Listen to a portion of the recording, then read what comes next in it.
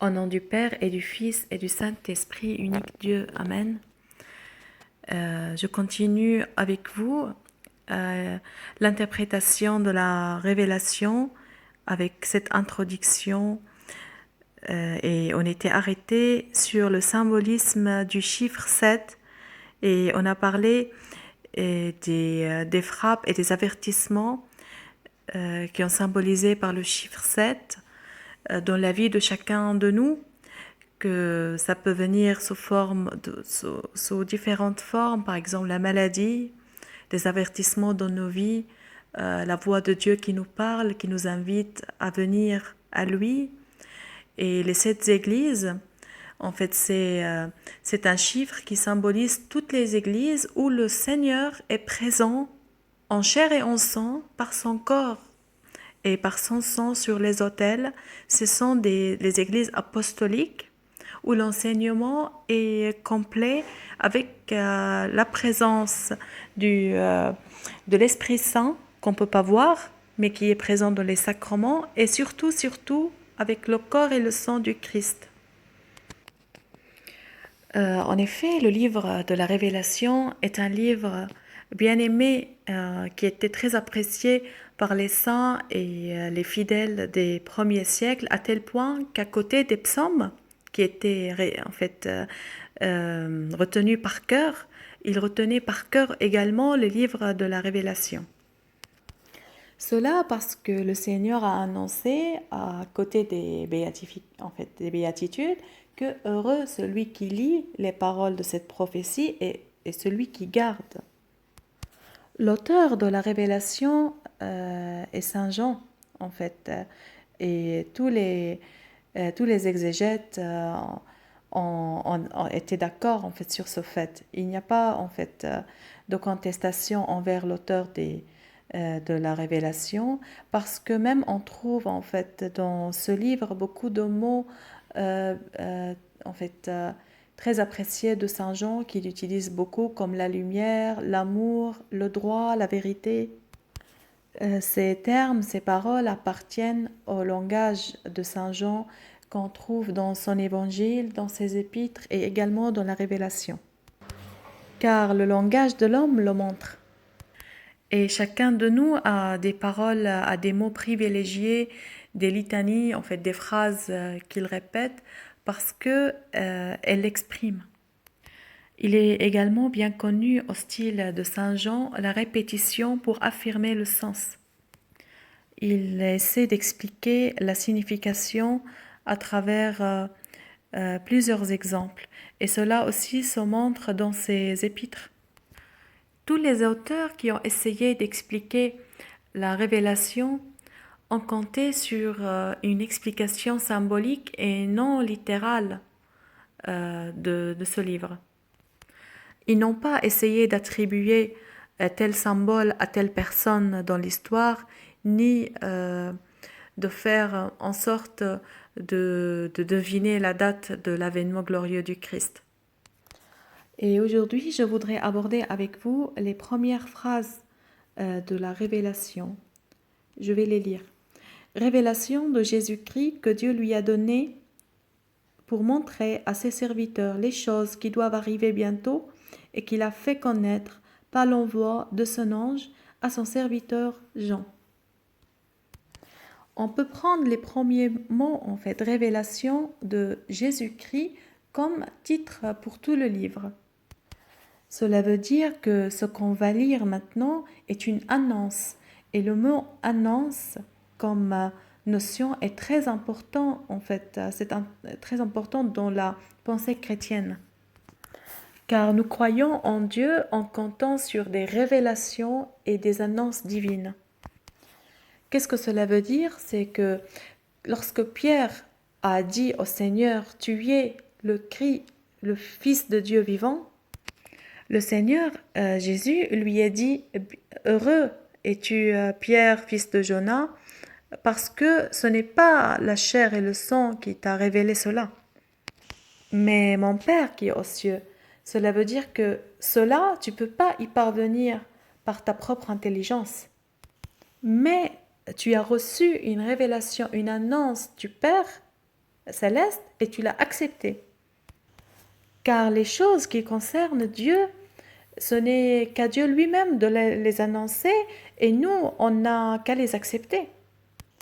Car ce n'est pas nous qui avons façonné Dieu de notre tête et que nous y avons façonné et ce n'est pas une idée de notre cerveau.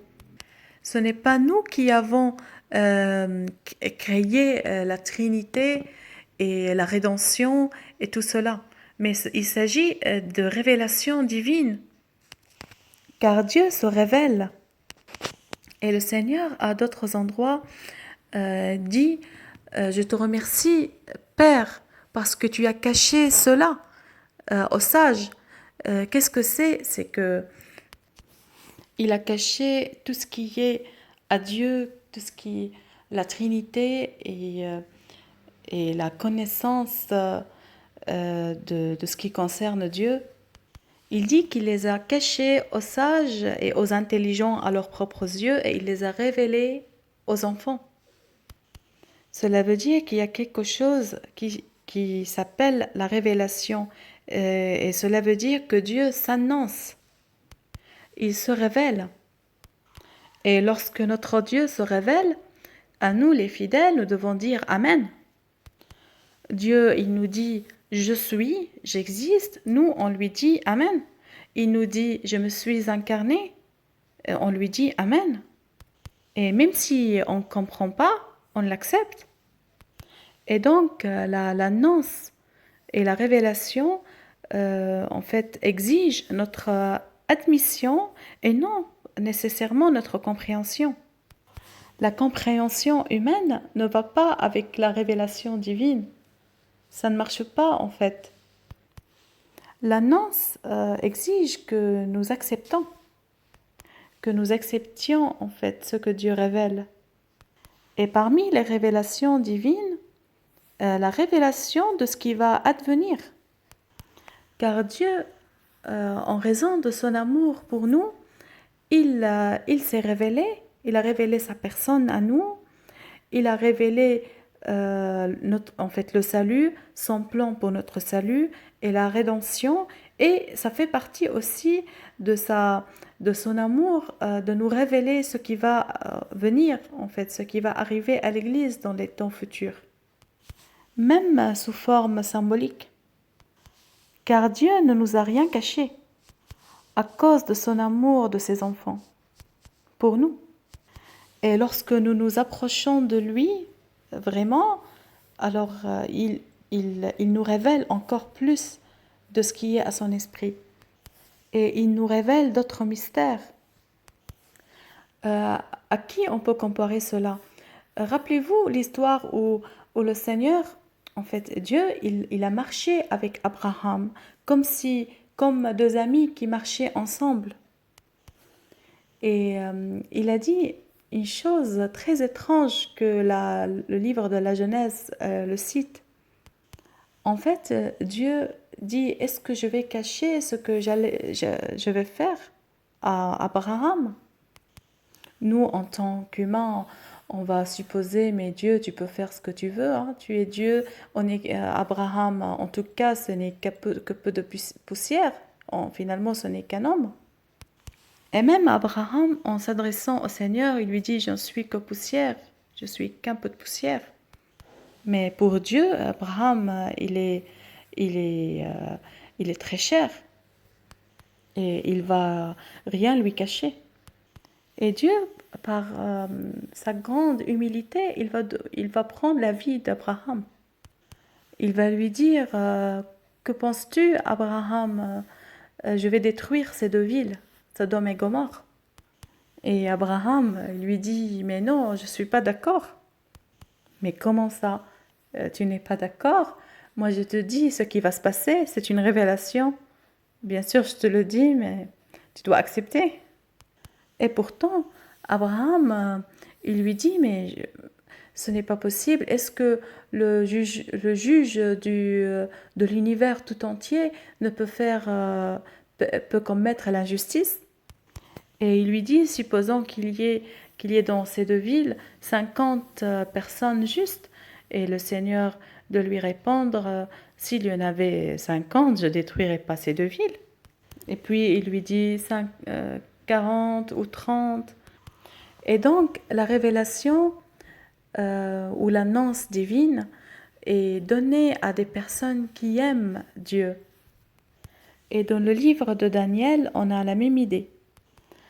Car l'archange Michel, il va lui dire, le Seigneur m'a envoyé pour te révéler des choses dans l'avenir, de son arrivée et du salut, et des temps en fait.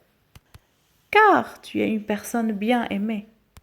Et parce que tu es une personne aimée de par le Seigneur, il m'a envoyé pour te dire quand est-ce qu'il va venir, la date de son arrivée et l'œuvre de salut qu'il va accomplir. Et donc le Seigneur, il met ses mystères, il donne ses révélations à ses serviteurs. Il annonce ses secrets à ses enfants. Et c'est ce que le Seigneur Jésus-Christ a dit à ses disciples, à ses apôtres. Il leur a dit, je ne vous appelle plus des serviteurs, des esclaves, mais des bien-aimés. Car je vous raconte tout. Car je vous dis même, je vous parle même du Père explicitement, et je vous dis le rapport qui me réunit en tant que fils avec le Père. Et ça s'appelle des annonces divines. Et donc il y a 2 conditions pour qu'une personne reçoive une révélation ou une annonce divine. La première, c'est que cette personne doit aimer le Seigneur de tout son cœur et qu'il est à la fois, en fait, qu'il ait la foi des enfants pour dire Amen. La personne ne doit pas avoir l'orgueil de l'intelligence humaine et dire non, non, non, ça ne marche pas, ça, je n'accepte pas. Car Dieu, il révèle un secret ou un mystère et le serviteur doit dire Amen, que ta volonté soit faite. Et le Seigneur, il a dit que sa volonté est révélée plutôt aux enfants. Et dans Jean 6, le chapitre dans l'Évangile, le Seigneur, il révèle en fait le mystère de son corps et de son sang. Et il dit que si vous ne mangez pas le corps du Christ et que vous ne buviez pas le sang du Christ, vous n'aurez pas de vie en vous. Plusieurs personnes n'ont pas accepté en fait cette parole. Et ces personnes ont reculé.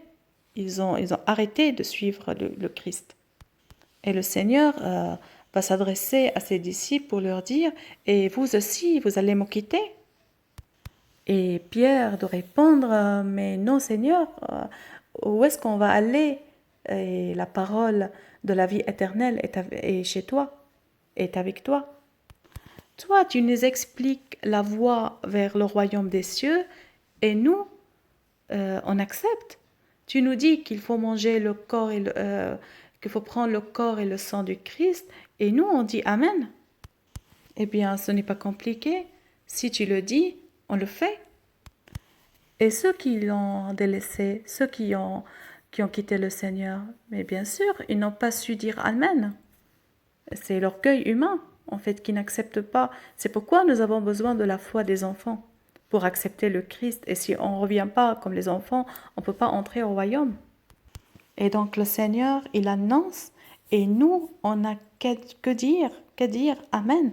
Et jusqu'à nos jours. Et le prêtre, dans le sacrifice divin, dit le corps du Christ, vrai corps du Christ, vrai sang du Christ, et nous, on dit Amen. Mais celui qui ne sait pas dire Amen, il ne faut pas qu'il s'approche. Celui qui ne sait pas dire Amen ne doit pas approcher du corps du Seigneur, sinon il va prendre un jugement contre lui-même. Mais avec la foi des enfants, toi Seigneur, tu as dit un vrai corps, eh bien oui, c'est un vrai corps et on y croit. Et même si avec nos yeux, on voit qu'un petit bout de pain, ce n'est pas important. L'important, c'est la parole du Seigneur, c'est ce qu'il a dit, ce qu'il a révélé. Puisqu'il a dit « Je suis fils de Dieu », eh bien oui, vous êtes Seigneur Jésus-Christ, vous êtes fils de Dieu. On n'a qu'à dire « Amen » Et donc les annonces divines, euh, en fait, exigent la simplicité de la foi et l'amour de Dieu. C'est pourquoi nous acceptons tout ce que le Seigneur dit, tout ce que le Seigneur révèle. Il a révélé sa nature, il a révélé son plan, et il révèle même l'avenir pour ses enfants. Et au fur et à mesure que nous nous approchons, en fait, que nous avons une profondeur de notre relation avec le Seigneur, nous allons apprendre des choses.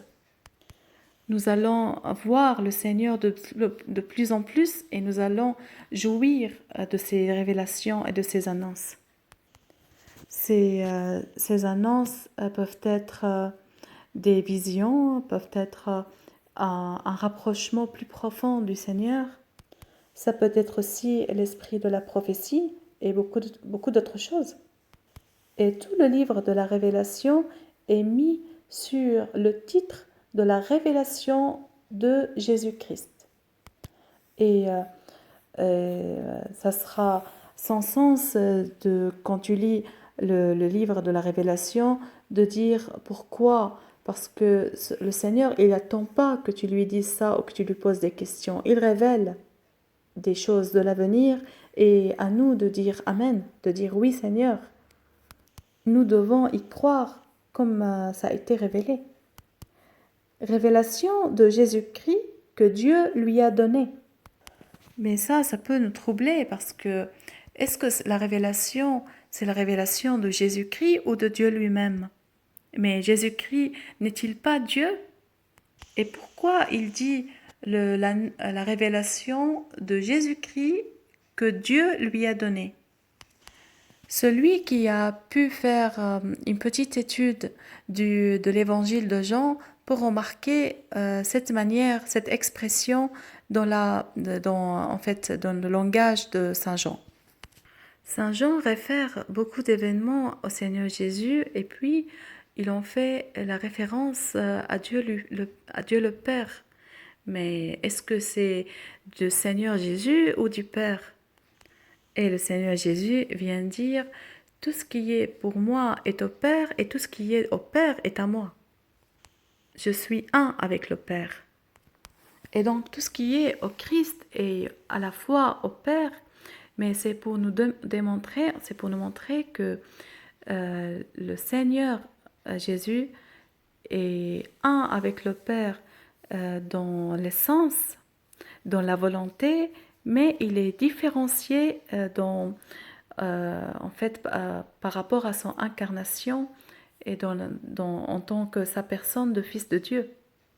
Ce sont deux personnes distinguées de la Sainte Trinité.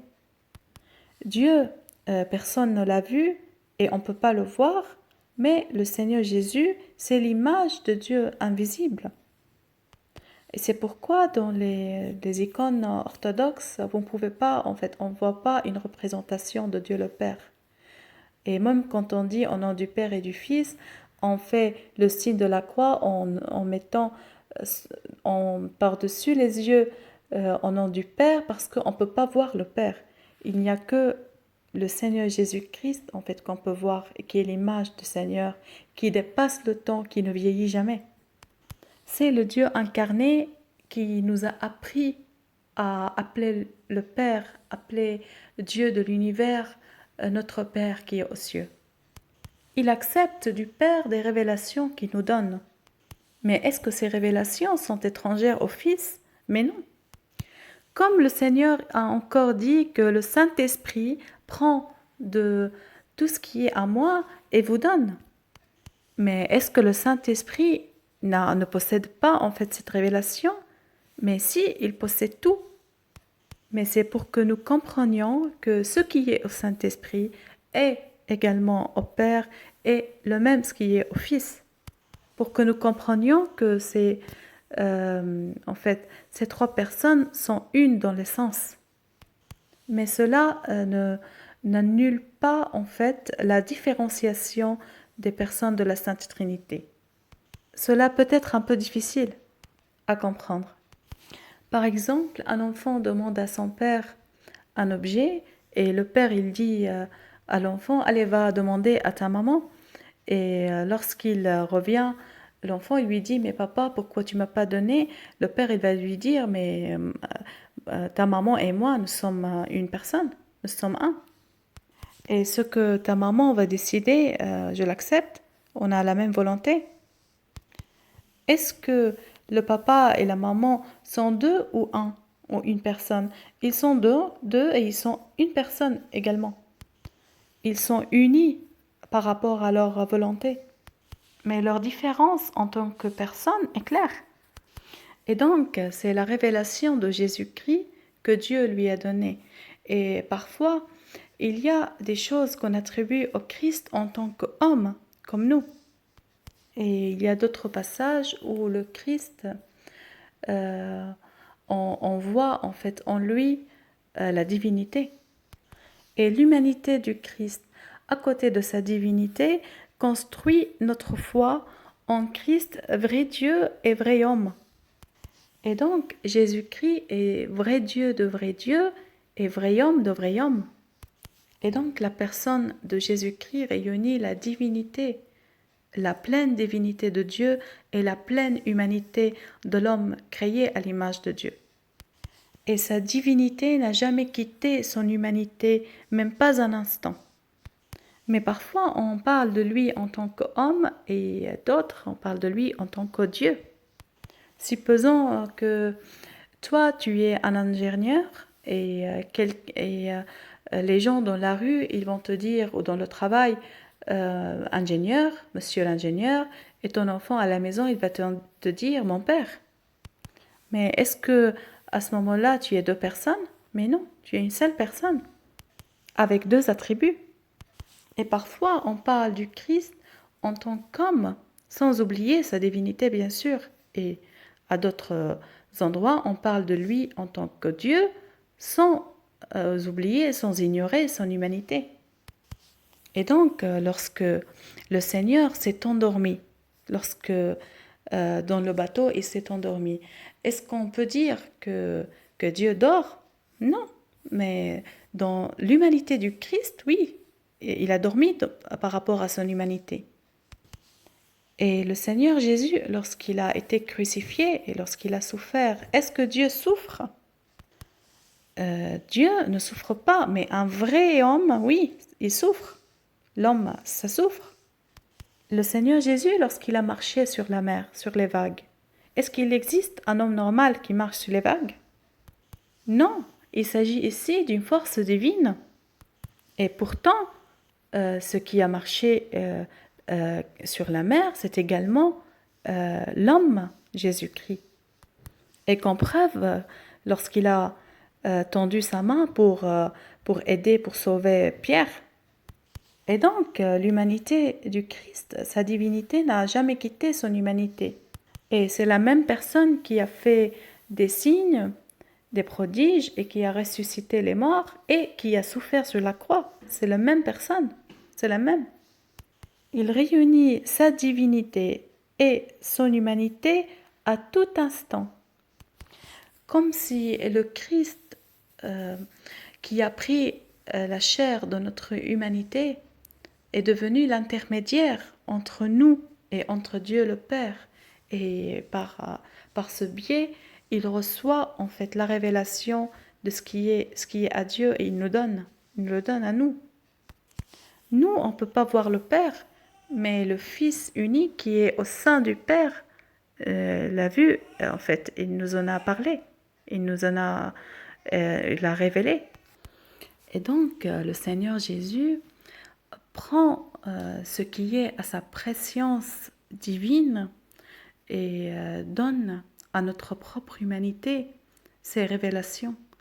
Parce que Dieu, personne ne l'a vu, mais Dieu lui-même, le Seigneur Jésus-Christ, il est présent dans son humanité, en fait, vrai Dieu et vrai homme.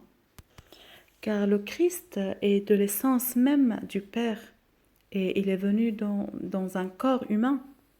Et il a pu nous parler directement et nous écouter. Et voilà l'idée du don de Dieu, ce que Dieu a donné au Christ. car à travers la lumière qui provient du soleil, on connaît le soleil. Mais peut-on dire, je vais prendre un avion et je vais entrer dans le soleil pour savoir ce qu'il y a dedans? Ce n'est pas possible. Mais nous pouvons dire que le soleil est venu parmi nous et il nous a éclairés. Le soleil tout entier, Dieu tout entier. Mais ce que je peux percevoir, moi en tant qu'être humain, c'est sa lumière. Lumière de lumière. Vrai Dieu de vrai Dieu. Et donc l'annonce, elle nous vient à travers la personne de Jésus-Christ. Mais le Père, on ne peut pas le voir. Et la Bible dit que jamais personne ne l'a vu. Mais le Seigneur Jésus, il a pris un corps pareil au nôtre et il est devenu une personne comme nous. Et alors, révélation de Jésus-Christ que Dieu lui a donné pour montrer à ses serviteurs les choses qui doivent arriver bientôt. Et donc, l'interprétation de la révélation, c'est l'explication de l'avenir des jours.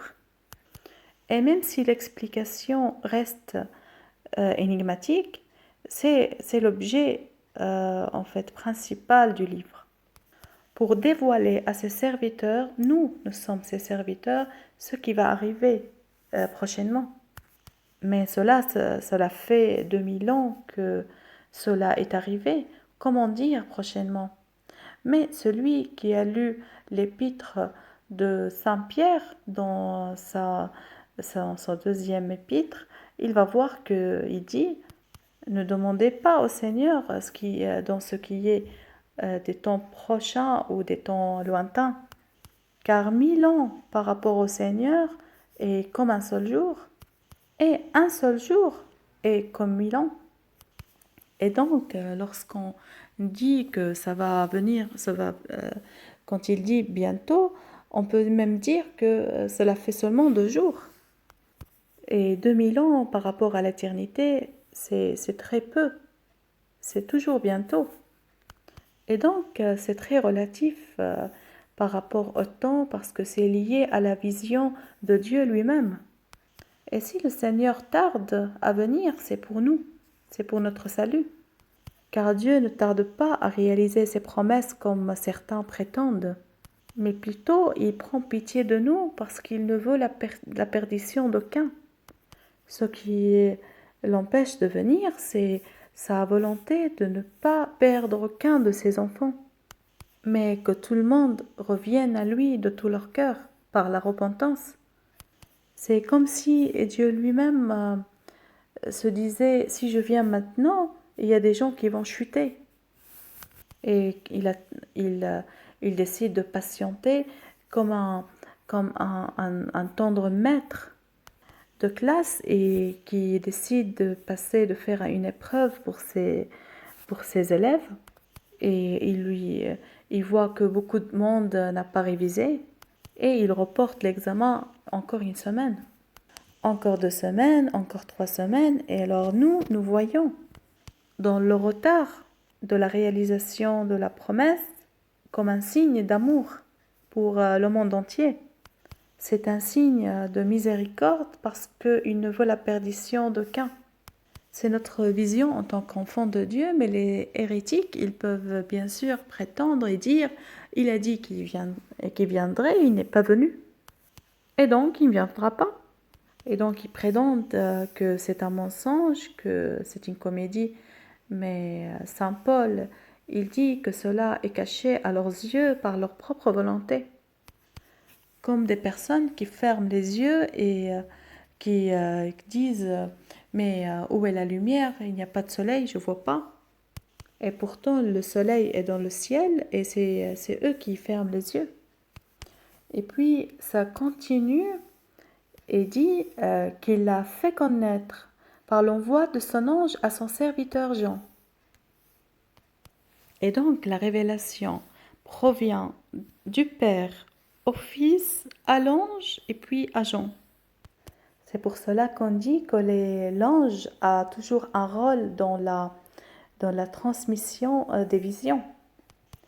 Et il cite Jean en tant que celui qui a reçu cette vision, cette révélation. Et il dit à son serviteur Jean, et ça c'est un signe d'humilité, parce que Jean aurait pu dire au patriarche, Jean en tant qu'apôtre, qui est resté en fait des anciens de l'Église, il aurait pu dire l'apôtre qui a confessé sa foi et qui a beaucoup été torturé à cause de sa foi. Ou bien je suis celui qui appuyait sa tête contre la poitrine du Seigneur. Ou bien il aurait pu dire je suis celui qui s'est tenu sous la croix du Christ. Ou bien je suis celui qui est arrivé le premier, qui a couru de toute sa force pour arriver le premier à sa tombe. Ou bien je suis celui qui était là lors de sa transfiguration pour une révélation qui n'a pas été dévoilée à beaucoup de personnes. Et il aurait pu dire des choses de soi-même, mais ici, c'est vraiment, on voit cette nécessité de ne dire rien de soi-même, mais de dire ce que le Seigneur ordonne de dire et d'écrire. Il dit, je n'ai qu'un serviteur, je suis son serviteur Jean. Mais Jean, c'est toi qui vas laisser un trésor de la vision du royaume des cieux et de ce qu'il y a en fait de louanges dans le ciel et des événements à venir. Il s'agit d'une richesse qui est sans prix pour l'Église. Il dit je suis son serviteur. Il ne dit pas autre chose. Un serviteur sans plus. Et regardez-nous quand nous nous glorifions de nous-mêmes en comparaison avec Saint Jean, en fait, lorsque nous disons nous sommes enfants de Dieu, et lui qui était le plus proche, qui ne voit en lui-même qu'un peu de poussière, qu'un serviteur. Continuons, lequel a attesté la parole de Dieu et le témoignage de Jésus-Christ et tout ce qu'il a vu. Et si nous lisons l'évangile de Jean, nous allons voir qu'il aime beaucoup le mot témoignage. C'est pour celui qui a étudié l'évangile de Jean. Et le témoignage dans le sens d'attestation et d'affirmation se traduit en arabe par le même mot en fait, martyr. Et martyr, ça vient de là en fait. Ça vient de quelqu'un qui a confessé le Christ en tant que Dieu et qui a été tué à cause de son témoignage, à cause de cette attestation.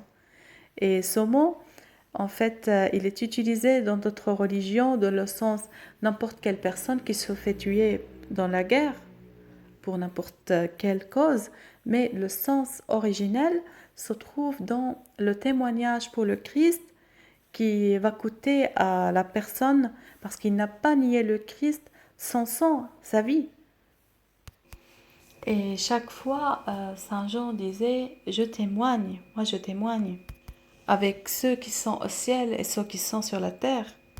Et l'œuvre même du Christ, ses actes, ses miracles attestent, en fait, témoignent pour lui. Et Saint Jean le Baptiste aussi, il a témoigné pour le Christ.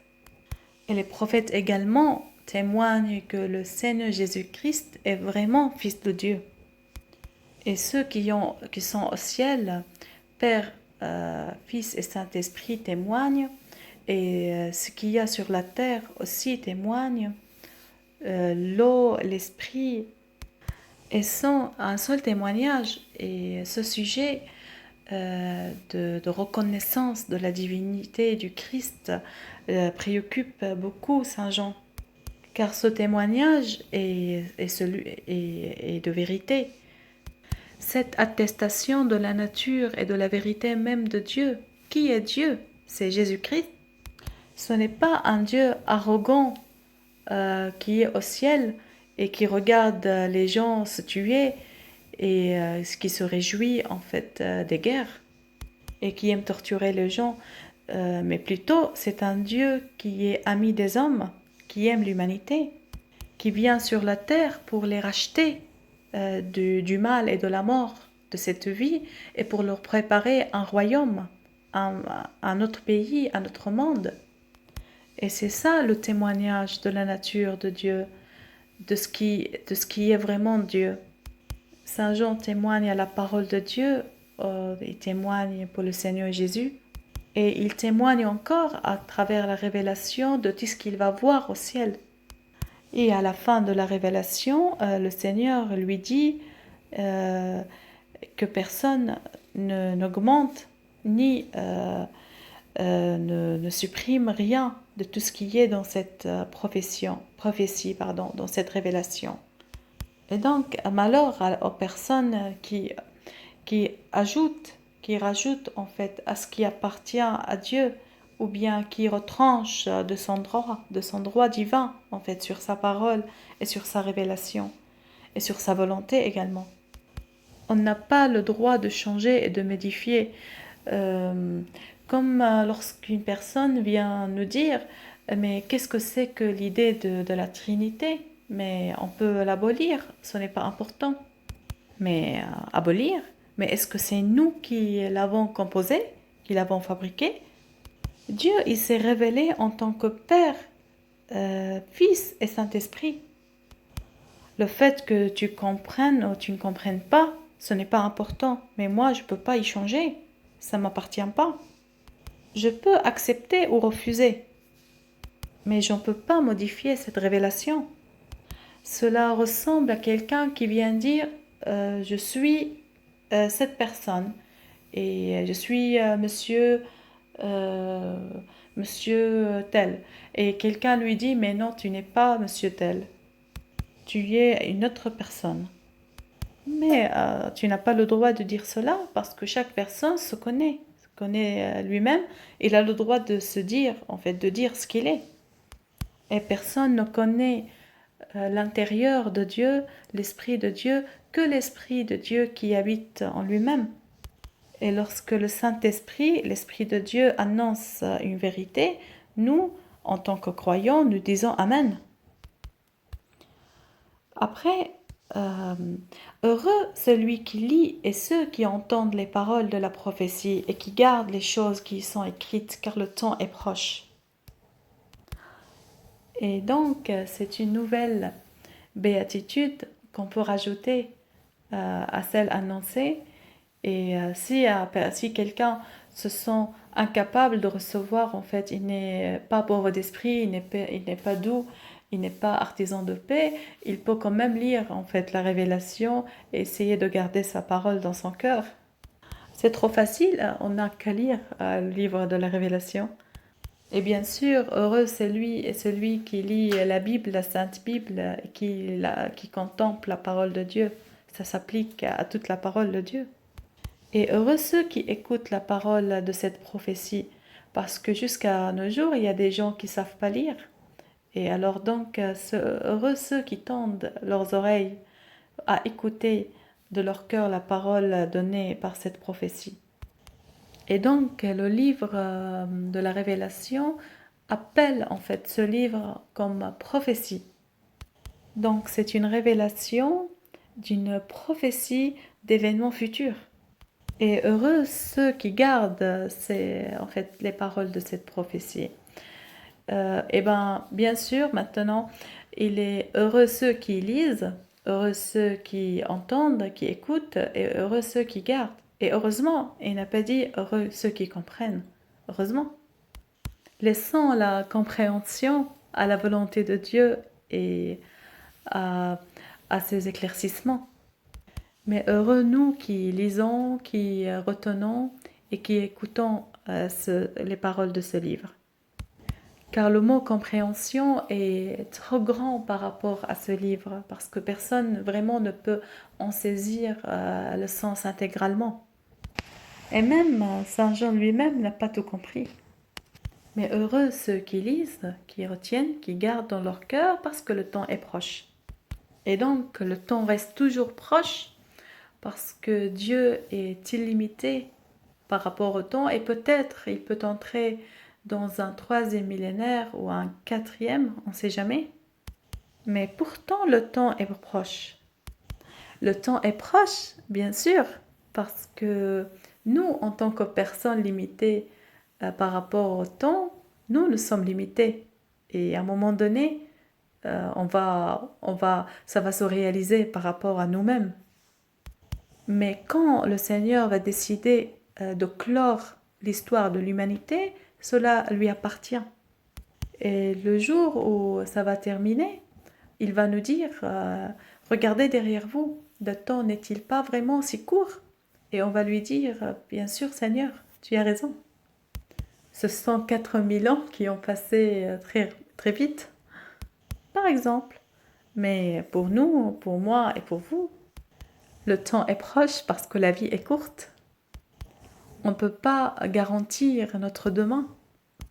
Il faut que nous profitions à plein de notre jour quotidien, que nous puissions tirer les fruits convenables parce que il n'y a pas dans la mort ceux qui s'en souviennent et il n'existe pas aux enfers ceux qui remercient. Il n'y a pas des gens qui remercient aux enfers, selon la Bible.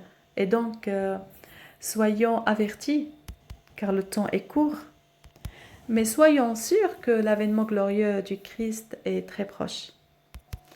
Pour nous, c'est proche, mais au niveau des générations et de l'histoire humaine, c'est lui qui va décider le moment où il va juger l'humanité entière.